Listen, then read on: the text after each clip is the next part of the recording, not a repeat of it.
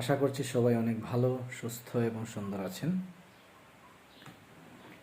আজকে আমি কথা বলবো আমার খুবই প্রিয় একটি উপন্যাস, যার নাম হচ্ছে animal farm, written by George Orwell. এই উপন্যাস নিয়ে কথা বলবো। তো এই উপন্যাসটি ছিল মূলত একটা পলিটিক্যাল সেটায়ার। তৎকালীন সোভিয়েত ইউনিয়ন অর্থাৎ জোসেফ স্টেলিনের যে শাসনামলটা ছিল সেটিকে নিয়েই হচ্ছে পলিটিক্যাল একটা সেটায়ার এই উপন্যাসটি। তো যাই হোক, আশা করছি আমার এই ভিডিওটি শেষ পর্যন্ত দেখলে মোটামুটি একটি আইডিয়া পাওয়া যাবে, এবং এটা ছিল মূলত একটি রাজনৈতিক উপন্যাস। তো উপন্যাসের শুরুতে মিস্টার জোন্স, যিনি হচ্ছেন একটা খামারের মালিক, ওনার খামারে বিভিন্ন ধরনের পশু পাখি রয়েছে, উনি সব কিছুর দেখাশোনা করেন। তো একদিন ইনি মদ্যপ অবস্থায় খামারটিতে ফেরেন এবং ওই রাতে ওনার পশু পাখিদের খাবার দিতে ভুলে গেলেন। এতে সব অ্যানিমেলরা খুব ওনার উপর ক্ষিপ্ত হয় এবং এটা আস্তে আস্তে প্রতিবাদ করা শুরু করে। এরই মধ্যে দুটি জ্ঞানী শুকর ছিল, যার মধ্যে ওল্ড মেজর নামে একজন খুব এক্সপিরিয়েন্সড অ্যান্ড ওল্ড একটা শুকর একদিন একটা সভা ডাকল। ইনি সভা ডাকলেন এবং সবাইকে বললেন যে, দেখেন, আমি গত রাতে একটি স্বপ্ন দেখেছি, যেটা আপনাদেরকে জানাতে চাই, এই জন্য আজকের এই সভা। তিনি সবাইকে বললেন যে, দেখেন, আমরা তো সবাই অ্যানিম্যাল, প্রাণী। তো আমরা এই ফার্মের সব কাজকর্ম করে থাকি। আমরা কাজ করি একজন মানুষের আন্ডারে, যার নাম মিস্টার জোন্স। তো আস্তে আস্তে আমরা খেয়াল করলাম যে এই সব কিছু আমরা করি, কিন্তু একজনের নির্দেশনা আমাদেরকে পালন করতে হয়। এতে আমরা আস্তে আস্তে আমাদের স্বাধীনতা, আমাদের নিজস্বতা সব কিছু হারিয়ে ফেলতে চলেছি। তো আমরা এত কষ্ট করি, আমাদের কোনো স্বাধীনতা নাই। তো আমি চিন্তা করলাম যে এটা আপনাদেরকে আমি শেয়ার করি। তো সবাই ওনার কথায় সায় দিল এবং উনি একটা সময় বললেন যে, দেখেন, তাইলে আপনারা যদি আমার সাথে একমত হয়ে থাকেন, তাই চলেন আমরা একটা বিপ্লব করি। ওই যে মানুষ, যে মালিক ছিলেন মিস্টার জোন্স, ওনার বিরুদ্ধে আমরা বিপ্লব ঘোষণা করি। তো আস্তে আস্তে ওনারা একটা বিপ্লবী অবস্থান সবাই নিচ্ছেন। তো একদিন উনি খামারে আসলেন, ওই যে মিস্টার জোন্স, উনি খামারে আসলেন মদ্যপ অবস্থায়, এবং ওই দিন কাকতালীয়ভাবে উনি ওই যে অ্যানিম্যালগুলোকে খাবার দিতে ভুলে গেলেন। এতে হলো কি, অ্যানিম্যালদের ভিতরে যে একটা ক্ষোভ ছিল, চাপা একটা ক্ষোভ ছিল, সেটা আস্তে আস্তে আরও বেশি প্রকট হতে শুরু করলো। অবশেষে তারা একটি সভা ডাকলো, যেখানে চূড়ান্ত একটা ঘোষণা বিপ্লবের।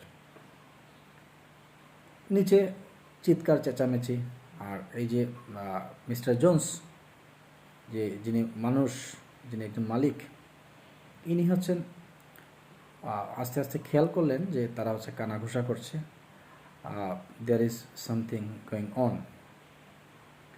উনি খেয়াল করলেন অ্যানিমেলরা আস্তে আস্তে চিৎকার চেঁচামেচি, ওনার বিরুদ্ধে একটি যুদ্ধ ঘোষণার একটা প্রস্তুতি চলছে। উনি জিজ্ঞেস করলেন কি হচ্ছে, তখন সবাই ওনার বিরুদ্ধে যুদ্ধ ঘোষণা করলো। উনি অনেক চেষ্টা করলেন তাদেরকে বোঝানোর, কিন্তু তারা বুঝবে না, কারণ তাদেরকে দুইটি শূকর, তারা অনেকভাবে তাদেরকে ম্যানেজ করেছে যে আমরা আর পরাধীন থাকতে চাই না, আমরা এখন অ্যানিমেলদের আন্ডারে কাজ করব, মানুষের আন্ডারে কাজ করব না। তো যাই হোক, এই যুদ্ধে মিস্টার জোন্স পরাজিত হলেন এবং উনি ওনার যে ফর্ম এটা ত্যাগ করতে বাধ্য হলেন। তো যেই রাতে উনি পালিয়ে গেলেন, এই রাতে অ্যানিমেলরা ওনার যেই ওনার যেই অফিস, ওনার যেই বাসস্থান, বাসভবন সব কিছু দখল করে নিল এবং ওনার যেই সমস্ত জিনিসগুলো অ্যানিমেলদের শাসন করতে ব্যবহার করতেন সবগুলো তারা তছনছ করে দিল, আগুনে পুড়িয়ে দিল এবং একটা খুব বিশৃঙ্খল পরিস্থিতি তৈরি হলো। ওনার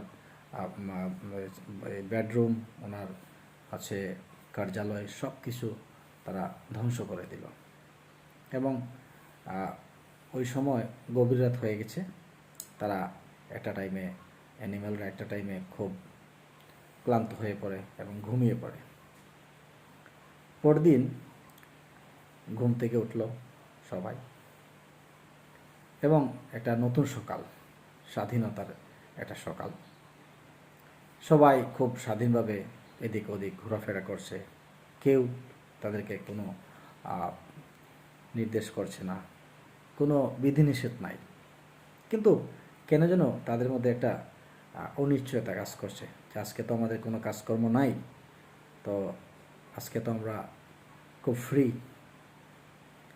তারপরেও তারা একটু কেমন যেন অনুভব করছে, কোনো নির্দেশনা নাই, কী করবে তারা, কী না করবে, এইভাবে তাদের দিন কাটতে লাগলো। এরপরে দেখা গেল কয়েকদিন পরে ওই খামারে কয়েকটি গাভী ছিল, ওই গাভীগুলো খুব চিৎকার চেঁচামেচি করছে, কারণ তাদের দুধ দোহানো হচ্ছে না। এতে করে তারা খুব বেশি পেইন ফিল করলো। তো যাই হোক, তখন সময়ে দুইটা পিগ খুব জ্ঞানী ছিল। তারা মোটামুটি একটা তাদের উপর একটি শাসন নিয়ন্ত্রণ করার চেষ্টা করছে। তারা বলল যে ঠিক আছে, আমরা একটা চেষ্টা করছি, আমরা নিজেরাই নিজেদেরকে নিয়ন্ত্রণ করব। সেইভাবে তারা এটা সমাধান নিয়ে আসলো যে কিভাবে এই গাভীগুলোকে দুধ দোহানো যায়। হ্যাঁ, তারপরে কোনো না কোনোভাবে এই সমাধানটা নিয়ে আসলো তারা। গাভীর দুধ দোহানো হলো, একটা বালতিতে রাখা হলো। অনেকদিন চলে গেল যে এই দুধ তো আর কেউ খায় না, কারণ এখানে যে মানুষ ছিলেন অর্থাৎ মিস্টার জোন্স, ইনি তো এখানে আর শাসন করছেন না। তারপরে দিন যায়, সবাই যে যার মতো কাজ করতে থাকে, কিন্তু একটা জিনিস খুব খেয়াল করা, সেটা আস্তে আস্তে বিশৃঙ্খলতা বাড়তে থাকে। অর্থাৎ সবাই তো নিজের খেয়াল খুশি মতো চলাফেরা করছে, এখানে কোনো নিয়ম নাই, রুলস নাই, রেগুলেশন নাই, তো যে যার মতো করে চলতে পারছে, সবাই খুব হ্যাপি ফিল করছে। বাট দিন শেষে সবাই একটু অনির্দিষ্ট, তাদের কোনো কাজকর্মের কোনো তাড়া নাই, ইচ্ছে মতো তারা চলাফেরা করতে শুরু করলো। এরপরে একটা সময়ে ওই যে দুইজন জ্ঞানী শূকর, তারা বিভিন্ন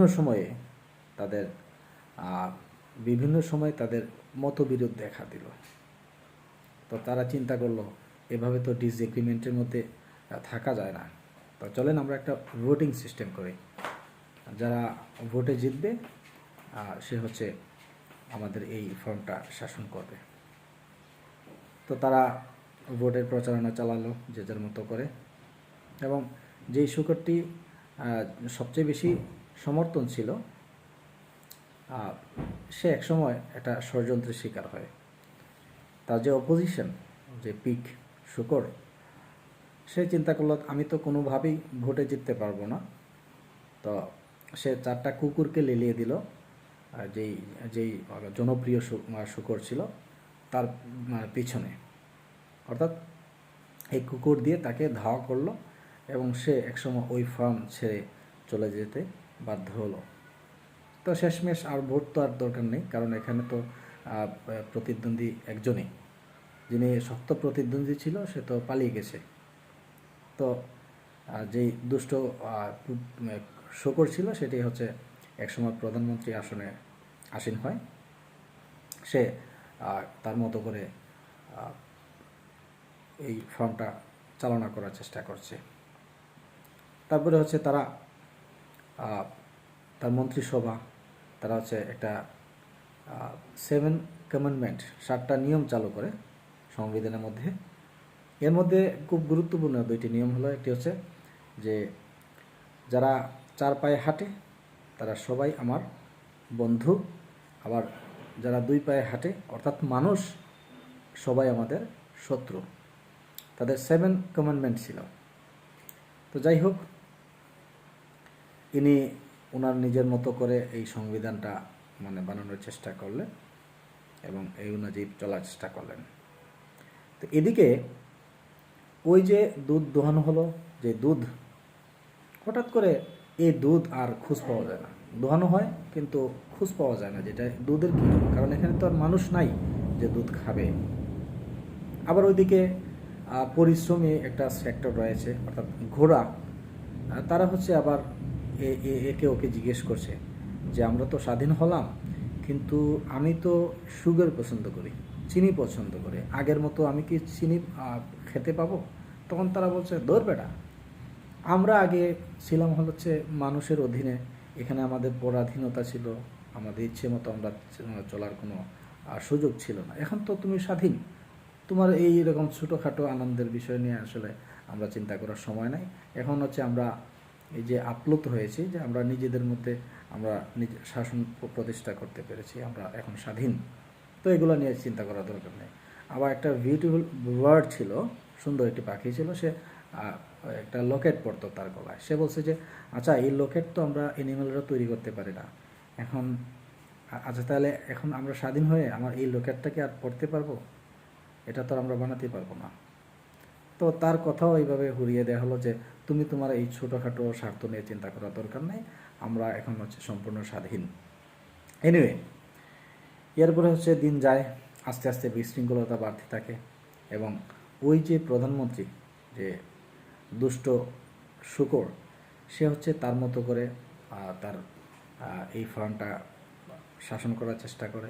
এরপরে হচ্ছে আবার যে মিস্টার জোন্স, যে মানুষ যে মালিক ছিলেন, ইনি আবার এই খামারে ফেরার চেষ্টা করেন, কিন্তু দিন শেষে আবারও যুদ্ধ হয়, অনেক মারামারি হয়, কিন্তু আর খামারে ফিরতে পারেন না উনি।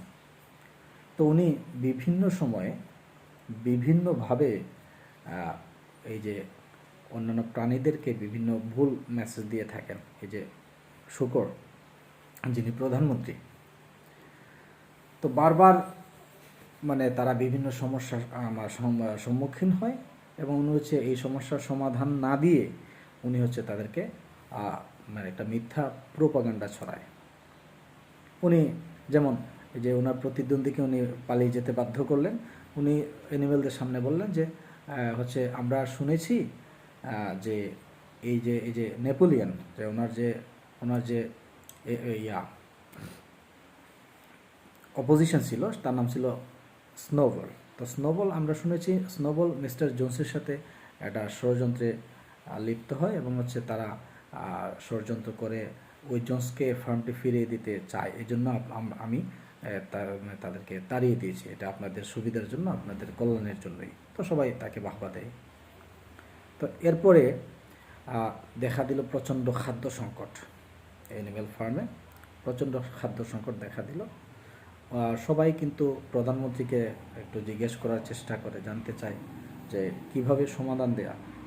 উনি এগুলোর সমাধান না দিয়ে বরং উনি সবাইকে এটা খাওয়ানোর চেষ্টা করে যে আমরা তো এখন স্বাধীন, আমাদের এই সমস্যা সাময়িক, তবে এটা শিগগিরই সমাধান হবে, তবে আমরা খুব বেশি আনন্দিত যে আমরা এখন আর কোনো মানুষের অধীনে নাই। তো যাই হোক, এর ভিতরে আবার ওনার বিরুদ্ধে একদল প্রাণী দাঁড়ায়, কিন্তু তারা মুখ খুলে কোনো কিছু প্রকাশ করতে পারে না, কারণ হচ্ছে ভয়ে। এর ভিতরে যারা হচ্ছে দ্বিমত পোষণ করে, অনেকেই গুম হয়ে যায়, অনেকেই আবার হচ্ছে হত্যা হয়, অনেকে আবার নিখোঁজ হয়ে যায়। এই যখন অবস্থা, সবার মধ্যে একটা চাপা ক্ষোভ বিরাজমান। তো শেষ পর্যন্ত ওই যে আমরা বলছিলাম যে এখানে 7টা কমেন্টমেন্ট ছিল, 7টা রুল ছিল, নিয়ম ছিল, সেখানে লেখা ছিল যে কোনো শূকর অথবা কোনো প্রাণী, ওই যে আগের যে মানুষ যে প্রধান ছিলেন, ফার্মের প্রধান ছিলেন মিস্টার জোন্স, উনার অর্থাৎ মানুষের বেডে কোনো প্রাণী শুতে পারবে না। এখন যখন এবার উনি প্রধানমন্ত্রী হলেন, উনি ঠিকই ওই যে মিস্টার জোন্সের যে বাসস্থান, ওইখানে যে উনি অফিস করছেন, ওইখানে শুইতেছেন। তো কেউ যখন ওনাকে জিজ্ঞেস করলো যে আপনি তো বলছিলেন যে আমাদের সংবিধানে আছে যে কোনো মানুষের বিছানায় আমরা শোবো না, তখন উনি বললেন যে ঠিক আছে, আমার তো এখানে শোয়ার কোনো ইচ্ছা নাই, কিন্তু এখানে শুইলে আমার শিরদাঁড়াটা একটু সোজা থাকে, আমি শারীরিকভাবে ফিট থাকি, এবং আমার ফিট থাকার অর্থই হচ্ছে আপনাদেরকে প্রোটেক্ট করা। কোন সময় আবার মিস্টার জোন্স ফিরে আসে, তাকে তো প্রোটেক্ট করতে হবে, আমার নিজের কোনো ইচ্ছা নাই এত আরামায়েশ করার। তো এইভাবে উনি ওনার যে অন্যান্য অ্যানিমেলদেরকে ভুলভাল বোঝানোর চেষ্টা করে, এবং ওনার বোঝানোর জন্য একটা গ্রুপ আছে, কুকুরদের একটি দল আছে, কাঠবিড়ালিদের একটা দল রয়েছে। যখন উনি কোনো সংকটে পড়ে, তারা হচ্ছে ওনার মেসেজগুলো হচ্ছে অন্যান্য অ্যানিমেলদেরকে দেওয়ার চেষ্টা করে।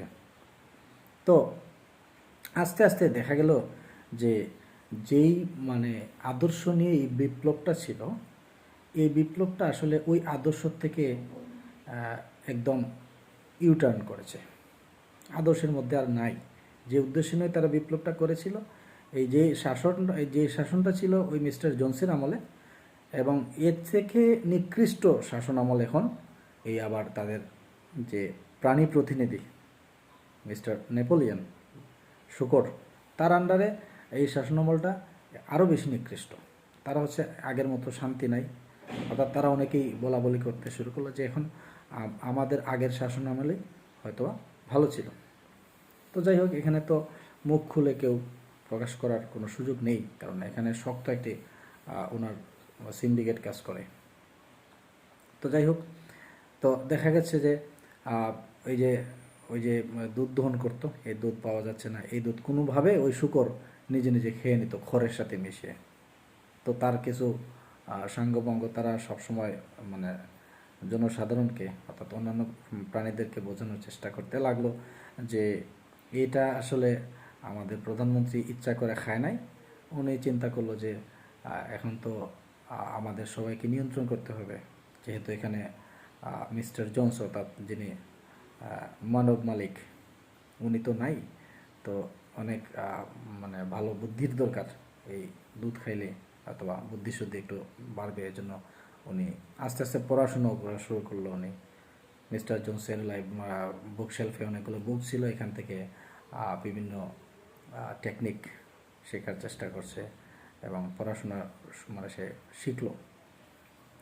শেষ পর্যন্ত যে জিনিসটা দাঁড়ালো সেটি হচ্ছে অন্যান্য যে প্রাণী ফার্মের যে প্রাণীগুলো, তারা হচ্ছে একটা জিনিস খুব ভালো করে খেয়াল করলো, সেটা হচ্ছে যে আগে যে মিস্টার জোন্স যে কাজগুলো করত এবং বর্তমান যে তাদের যে রানিং প্রধানমন্ত্রী অর্থাৎ নেপোলিয়ন পিগ শূকর, সেও কিন্তু ঠিক তার মতোই আগের প্রধানমন্ত্রীর মতোই কিন্তু রাজ্যটাকে অর্থাৎ ফার্মটাকে শাসন করতে লাগলো, বরং তার চেয়ে আরও অনেক বেশি খারাপ পরিস্থিতি, চারদিকে হাহাকার বিশৃঙ্খলা বিরাজমান। তবে এখানে কেউ আর মুখ খুলতে সাহস পায় নাই। তখন অনেকেই খুব বেজার হলো। তো যাই হোক, শেষ পর্যন্ত একটা জিনিস সবাই খেয়াল করলো যে সংবিধানটা উনি ওনার নিজের মতো করে তৈরি করলো, এবং হচ্ছে এখানে উনি নিজের যে সুখ যে সমৃদ্ধি এটার কথা চিন্তা করলো, কিন্তু অপরপক্ষে সাধারণ যে অ্যানিমেলগুলো যারা হচ্ছে পরিশ্রমী, যারা অন্যের কথায় সহজেই ম্যানিপুলেটেড, অন্যের কথায় সহজেই কনভিন্সড, তারা হচ্ছে খুব ভালো একটা আদর্শ নিয়েই বিপ্লবটা করেছিল, কিন্তু সব ক্রেডিট চলে যায় এই স্বার্থান্বেষী যে ক্ষমতালোভী বর্তমান প্রধানমন্ত্রী পিগ নেপোলিয়ন, তো তারা ওই যে নেপোলিয়নের সাথে মিস্টার জোন্সের কোনো পার্থক্য খুঁজে পায় না। তো তারা সর্বপ্রথমে তাদেরকে বলা হয়েছিল যে এই মানুষ যে মনিব মিস্টার জোন্স, ওনার আন্ডারে আমরা খুব ভালো অবস্থানে নেই, আমাদের স্বাধীনতা নেই। পরে যখন সাধারণ জনগণ যখন, অর্থাৎ সব প্রাণীরা যখন এই যে শূকরের শাসনের আন্ডারে চলে যায়, তখনও কিন্তু তাদেরকে খুব বেশি স্বাধীন মনে করতে পারেনি। তখন চারদিকে বিশৃঙ্খলা, হাহাকার বিরাজমান। তো এই স্টোরিটা হচ্ছে আরও অনেক সুন্দর করে সাজানো, আমি আমার নিজের মতো করে বলার চেষ্টা করেছি। তো মূল বিষয় হচ্ছে এটা তৎকালীন যে Soviet union under Joseph Stalin, এই এই ওই ওই রেজিমটাকে জর্জ অরওয়েল মানে রাইটার এখানে আমাদের সামনে তুলে ধরার চেষ্টা করেছেন ওনার এই অ্যানিম্যাল ফার্ম উপন্যাস দিয়ে।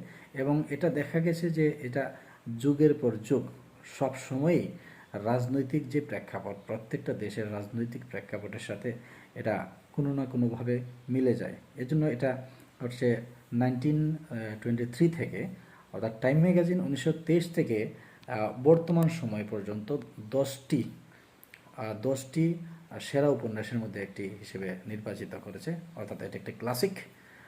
কারণ হচ্ছে এটাই যে এটা এত জনপ্রিয় ছিল যে এটার এই যে প্রেক্ষাপটটা, এই যে তৎকালীন যে সোভিয়েত ইউনিয়নের যে প্রেক্ষাপটটা, এই যে রাজনৈতিক পরিস্থিতিটা, এটা হচ্ছে সব কয়টা দেশের রাজনৈতিক পরিস্থিতির সাথে কোনো না কোনোভাবে মিলে যায়। তো আশা করছি স্লাইড একটা ওভারভিউ পেয়েছেন।